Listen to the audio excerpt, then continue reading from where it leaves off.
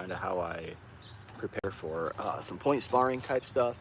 I'm not like a super expert at point sparring or anything like that. I show up to some of the local tournaments and I think I hold my own okay.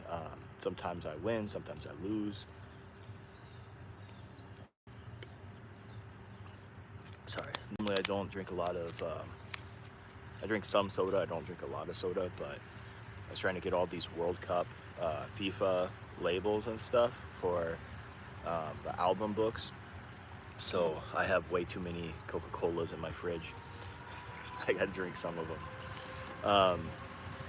But yeah, so I'm kind of in a unique position where I like to compete a little bit in point sparring because I view it as a relatively safe way to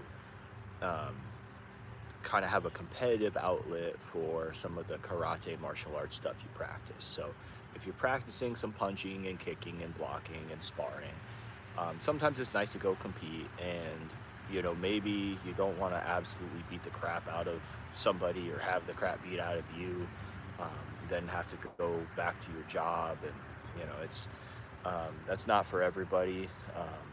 So the point sparring and the tournaments, I was pretty down on it for years and years because I was like, this almost builds. It really does. Like if you're doing that to just prepare for fighting, it probably builds habits that go in the opposite direction of like real fighting, because the looks that you're getting from your opponent are somebody trying to move in really fast and kick you or tag you with your hand. It's completely different from somebody just aggressively coming in, just trying to take your head off. Mostly with punches and stuff. So it's really just having a competitive outlet, without necessarily, you know, getting hurt or hurting people. I don't like to hurt people. Some people might not believe that, but I really actually would feel pretty bad if I hurt somebody. Like, not just give them a little bit of pain or the kind of hurt that you do when you're having friendly sparring matches with your partners and you ding them up a little bit. Um, but like if I hurt somebody, like I cause them an injury, cause damage to their body or mind, that'd bother me some. So I don't really like that. Um, I also, I understand if it's like a situation where I'm protecting people and I have to do it to protect people, then no problem. Or in the course of like a work, like security or law enforcement work, or even military work, there's times where you got to do what you got to do. But I definitely don't want to hurt anybody. So point sparring gives me a chance to kind of compete, not really hurt people, but try to use some of what I do to be able to have like a little competitive outlet. Um, but I don't really do a lot of point sparring in the classes. Um, in the classes I teach and stuff, I might change some of that up a little bit. But what I've historically done is just drill by myself, and then I show up, and most people, the sparring matches they do in the dojo are where they get the data of, hey, this is working, this is not working. I'm getting most of that data from like if I actually go to a competition, then it's like, okay, the stuff I prepared, this worked, this didn't really work. Or I spent a lot of time preparing this, but then when I got across from my opponent, they gave me looks that didn't really, what I was wanting to do, I ended up not doing because they gave me this different look. And all that informs my approach for the future. Or, maybe I should have been more offensive or defensive, or tried this or tried that. So that gives me, information. But a lot of what I do is just solo preparation. Sometimes I win, sometimes I lose. Like I said, I'm not the best out there, but it is something where I think some people might find it kind of remarkable that you can be successful at all in competition when you're just kind of drilling by yourself a lot of the time. So I'll show you a little bit of what I do for drilling. The sun's in my eyes. I might have to, adjust things some, but we'll see. All right, it's getting kind of hot too, so I'm not going to do a lot of calisthenic stuff, but I'll start just by talking about hand position. If I was fighting like kickboxing or something, I know they're not gonna, try to tackle me and grab my legs. I can fight with my hands up here, protecting my head. I've got gloves that help me protect. My elbows are in, protecting my body. Maybe if more things are allowed, my hands might be more mid-level, so they can come up, block punches, but also drop down to block, stuff people who are coming in at my legs. If it's kind of a karate thing, maybe I don't have the big gloves. My hands might be out here more, so I can grab, so I can trap and hit, kind of hook on, grab a hold of their arms. So my hands are going to be more open like that. For point sparring, what I find works, a lot of people want to kick your midsection, so I find putting the front hand kind of down in the mid-level, and it's going to vary by system, because sometimes you get those point sparring where boom, it has to be a perfect yakuzuki punch, that's what scores. But in most of the ones I go to, if you get any kind of decent hit before the other person gets a decent hit in, that's what gets you a point. Hello. So I got this front hand low here. I've got this hand more up, right? So this protects, somebody kicks to the midsection, I protect with that front hand. This back hand kind of guards my head. But then if it's like a really hard kick, boom, I can block with both hands. Boom, come in here, so I can bring this hand up real quick to help support that block. And then I can counter from there, so I can have low and high, come up, block, boom, come back with my back fist, or boom, boom, come in with my punch. And then of course, I can also drop back, lean out of the way. If it's a punch, maybe I lean out of the way, fire my own front hand out there. If it's a kick, maybe I lean out of the way, launch my counter kick at the same time. So you'll see me kind of this position. I think when I'm actively punching, a lot of times weight's coming onto the front leg. When I'm kicking or countering using my kicks, a lot of times the weight's going to be on the back leg. So show a little bit of that kind of foot movement first, kind of get started. Just going to bounce around, blade my body a little bit here, bounce around back and forth, switch. See, I kind of switch my hands at the same. Try to keep things pretty ambidextrous.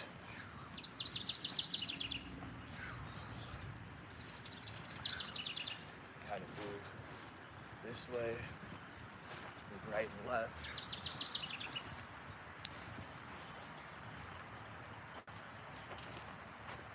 Shuffle forward, shuffle back. Circle, shuffle. Okay. So I can do kind of a basic, come in with a straight punch to the face here. Boom. And for that one, just gonna go real direct, right in there, and then boom. I'm gonna lean and punch here. Keep this one up to protect. Here. Hi. All right, so I'm here. Got this hand low. Come in. Boom.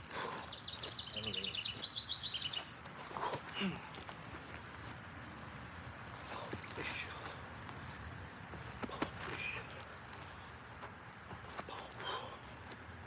So of course, if I stand up straight, there's that risk. I'm keeping my head right there. They can counter me, but I keep my other hand up. Then when I lean, I keep this hand up to protect in case they try to kick me at the same time.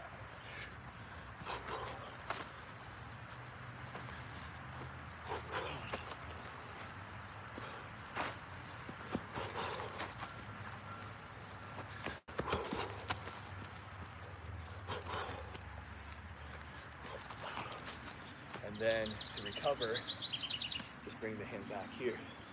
Up here, boom, boom, and right away, boom. Gotta bring my guard back up, be ready to block here, block here, block here, block here, slip it.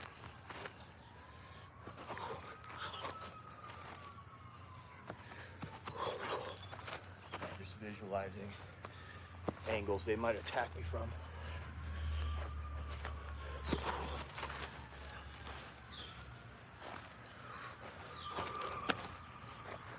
Alright, so you see me sidestepping and circling a little bit.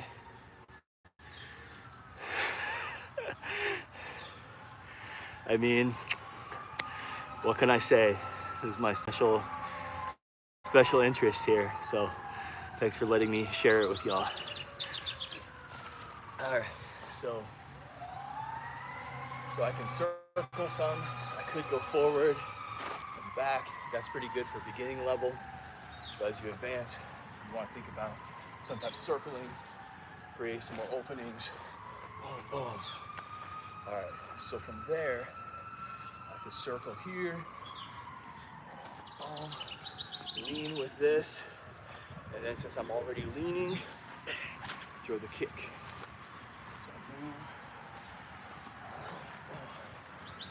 Lean, kick.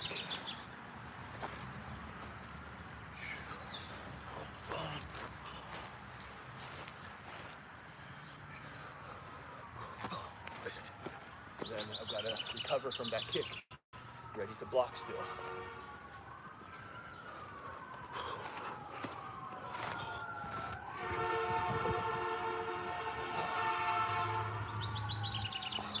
So then I got to recover from here.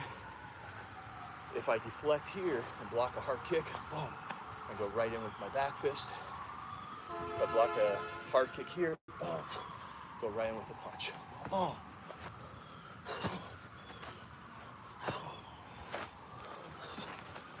Same thing, I block here, boom, could go with my back fist.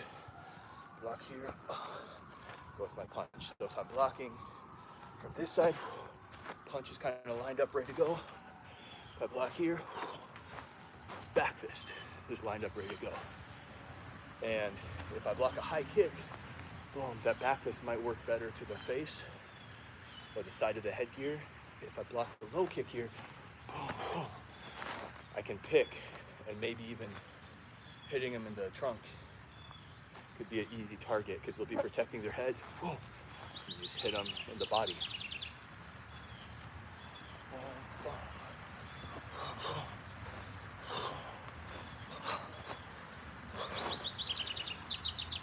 Well, that can be kind of a defensive strategy there. Just here.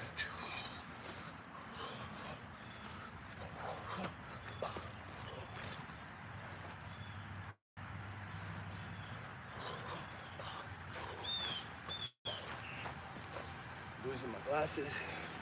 Might be time to lose those. Alright. Of course, you throw a big kick here. If it misses, spin, throw your back kick. Here.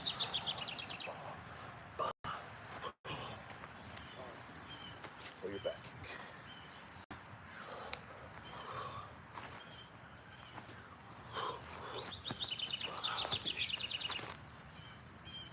Recover from that back kick. Throw that back fist. All right. So then you think about leaning back, pressing, okay, they're here, they're kicking at me. I'm gonna lean my head back out of the way and hit them with a round kick here. So here.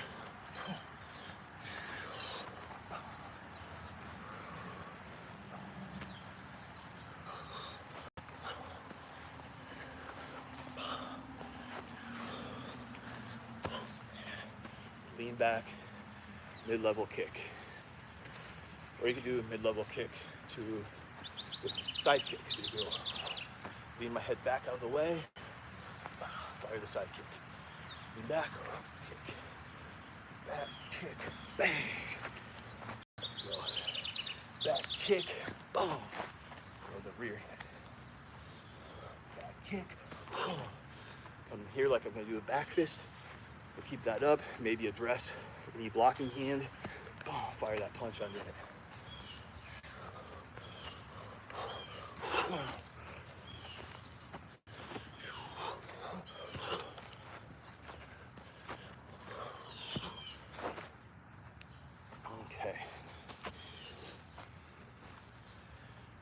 So then, if I want to generate a little bit more offense, keep my hands here, move a little bit, and then kind of fake jab, kick, throw my punch, lean offline,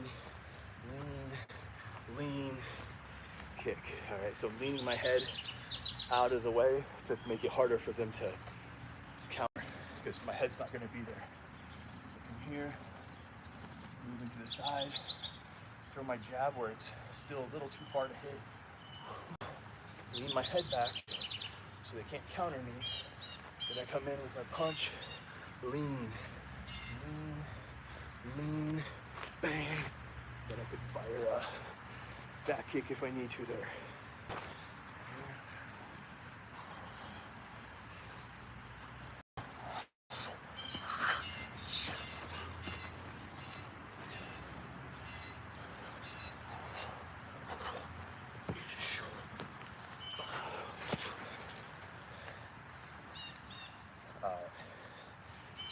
Then I could do same thing, but with a side kick.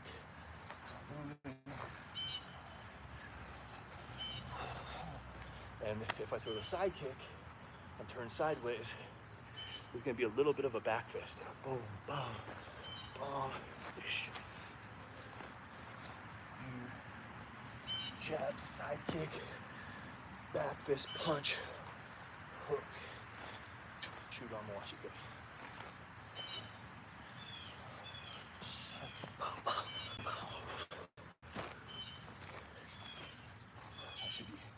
After I do that kick, I need to be preparing to block here.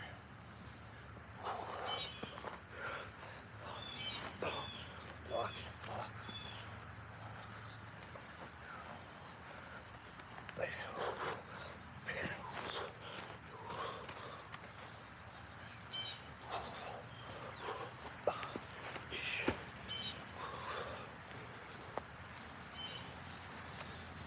All right. So even the front kick, I got to cover some distance on.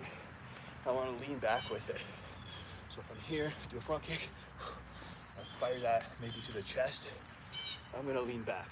Normally, my front kicks are like this. That's a good Okinawan karate front kick. In tournament sparring, I lean back. But my hips are gonna go forward. So I stay balanced. Even though I'm leaning back, I'm not leaning my hips back behind my post leg. I'm pushing my hips forward. So my weight's still going into them. From here, and then maybe from there, draws your hand to the middle, hook, punch. And I could do a kick. So here, kick, hook, punch, kick. Maybe I'll just do a circle on that one. Not a kick like that with a knee bend. The knee can bend a little bit here, but more pointing the toes up, whipping them around. So here, boom, boom, boom, ish.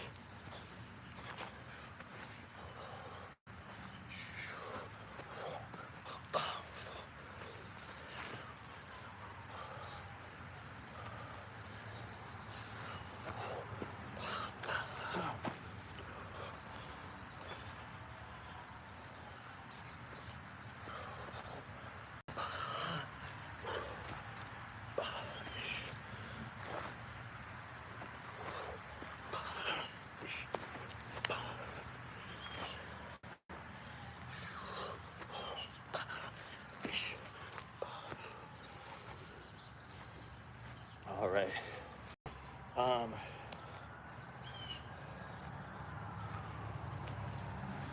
It's warm out here. A couple more thoughts I've been having. One is when I do that circle kick, let's say I go here, boom, here, boom. I could do an axe kick there. So I go front kick, boom, boom, and bring it over so that with their arms to block, I drop it right down the middle.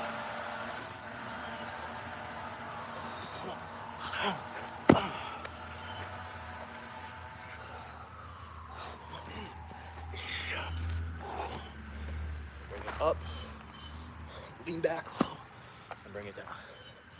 Up, lean back, down. Up, lean back, down.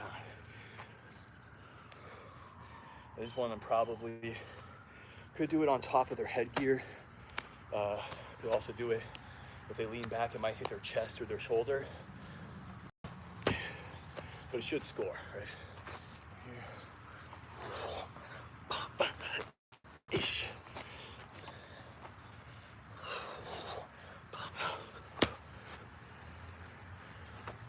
All right. Another weapon I'm kind of moving into the arsenal is the hook kick. All right, so this one's pretty new for me. It's not very good yet, but let's say I'm sparring someone and they're going toe to toe with me. Like, I'm lined up southpaw, so they lined up orthodox. Or I lined up orthodox, so they lined up southpaw. So we're basically almost facing the same direction. Like I've got my right foot in front, they got their left foot in front. We're both kind of angled this way. So a lot of like the Mawashigeri off the lead foot is not gonna work. The Mawashigeri off the rear foot, you're gonna see it coming from a mile away. The Mawashigeri off the front foot isn't gonna work because they're sideways. I might hit their back. All I have to do, if they're kind of cheap like this, is just turn around and it taps them in the back. And it's not gonna be a point for me. So here, if their stomach is facing this way here, I can go like I'm gonna throw a side kick and hook back and kick them in the stomach with my foot.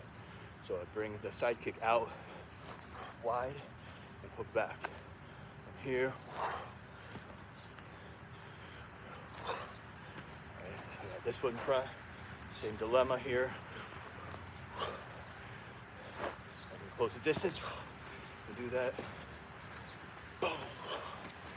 It might work good off, this is a hypothesis, I haven't tested it. It might work good off like coming like I'm gonna do like back fist over the top. And I hook and kick them in the stomach. Here. Here.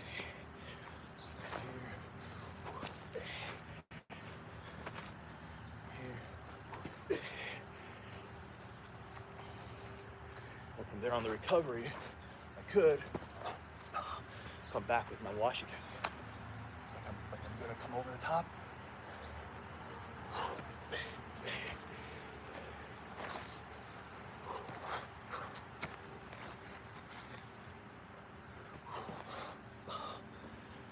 So those are some things I'm working on integrating.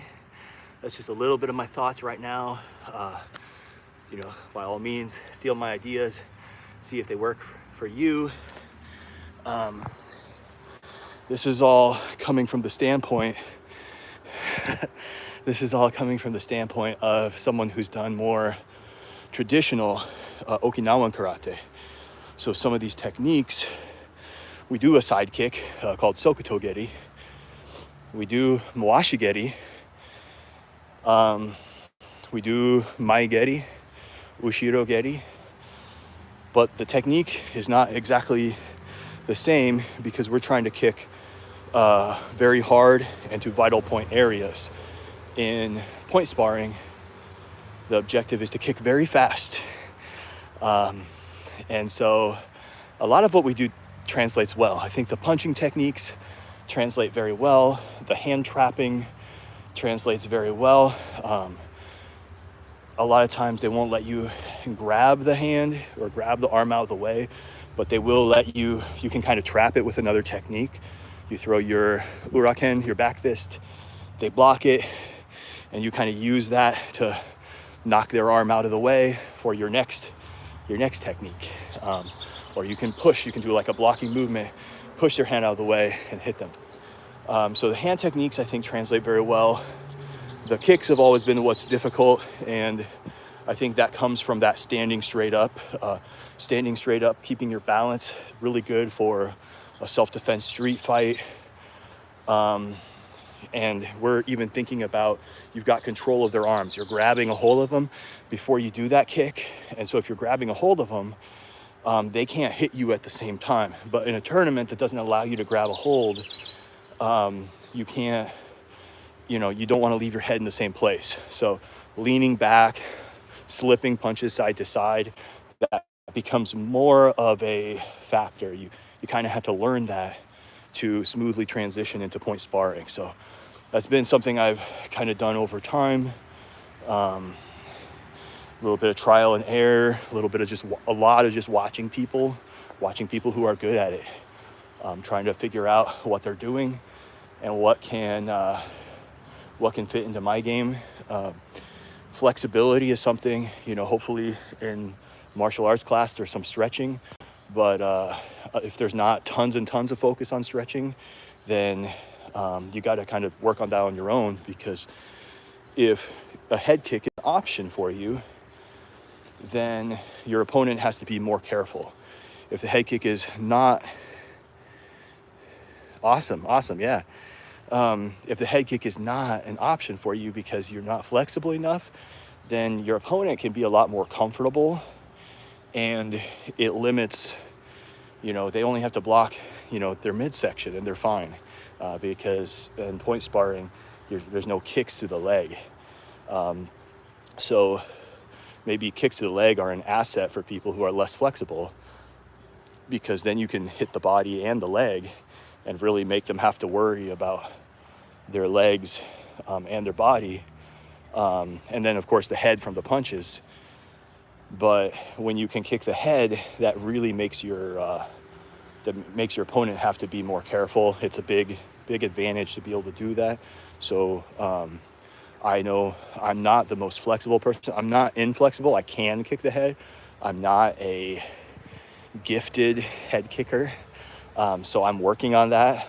That's part of my preparation, is I'm working on doing higher kicks, stretching, stuff like that, so that hopefully when I come out, I can be effective and not look like Conor McGregor, like tearing my ACL on the first kick. That's kind of I think that should be the low bar goal of mine, is don't immediately tear my ACL as soon as I come out with a kick. So yeah. So stretching and practicing kicking high, that's something that I'm doing to kind of prepare for the tournament, making sure I'm reaching out, extending my kicks, reaching with my hip on the kicks that I'm really planning to hit with. But yeah, just wanted to give you guys a little bit of an insight into, how I'm thinking and what I'm doing to prepare as far as drilling and stuff like that goes. So have a great day. Enjoy whatever you're doing. If you're resting, chilling with family, working hard, just, be grateful to be alive. Be grateful for the opportunities you have. Do your best to serve God, serve others, and strength and honor. All right. Strength and honor.